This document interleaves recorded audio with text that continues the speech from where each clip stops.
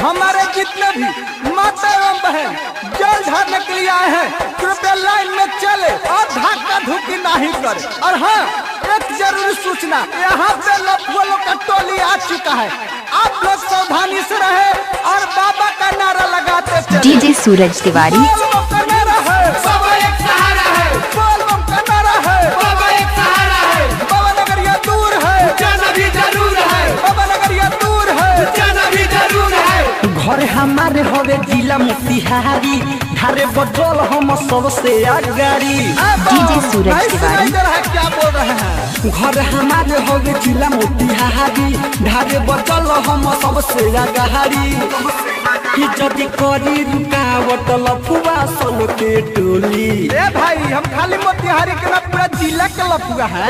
मार देम गोली देव घर में दे बोली, मार देम गोली देव घर में दे बोली, मार देम गोली देव घर में दे बोली, मार देम गोली चलो धारी में दे बोली। तो कहते हैं नीम की लकड़ी कोई चंदन से कम नहीं, कहते हैं नीम की लकड़ी कोई चंदन से कम नहीं, और मेरे बाबा का धाम कोई लंदन से कम नहीं। प्रेम से बोलिए दुधेश्वर नाथ बाबा की। DJ Suraj Tiwari. Music director Shashi Singh, music director Shashi Singh.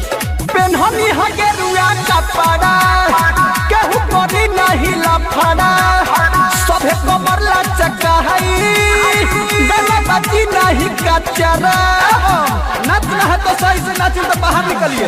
पेन्हनी है गेरुआ कपड़ा, केहू करी नहीं लफड़ा, सभे कमर लचकाई, गला बाजी नहीं कचरा। लड़की पर केहू लाला है ना नहना, नहीं तो पीठी पर टूटे लगी पहना। हरी खा के आइल बानी घर ही से भान के गोली। यहाँ लौंडिया बाजी नहीं चलेगा, क्योंकि बाबा का धाम है। मार दम गोली देव घर में दे बोली, मार दम गोली जल ढारे में दे बोली, मार दम गोली देव घर में दे बोली, मार दम गोली जल ढारे में दे बोली। डीजे सूरज तिवारी। हेलो, थोड़ा साउंड कम करो।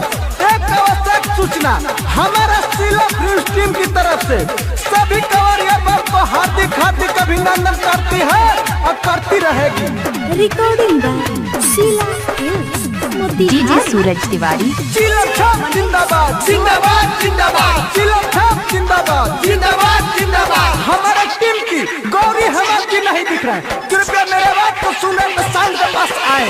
बोल बम का नारा है, बाबा एक सहारा है, बोल बम का नारा है। सुना सस्ती राइटर राधे, चला जनी आगे आगे, लाइन में रह तू खड़ा, नहीं तो लाठी लगी बाजे।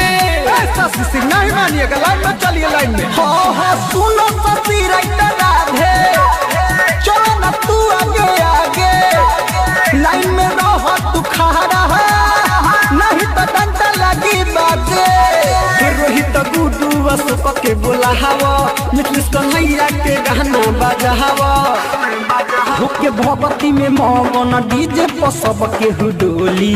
सब कंवरिया बम मेरे डीजे के पास आके नाचे। मार दम गोली देव घर में दे बोली, मार दम गोली देव घर में दे बोली, मार दम गोली चला ढारे में दे बोली, मार दम गोली देव घर में दे बोली। सूरज तिवारी।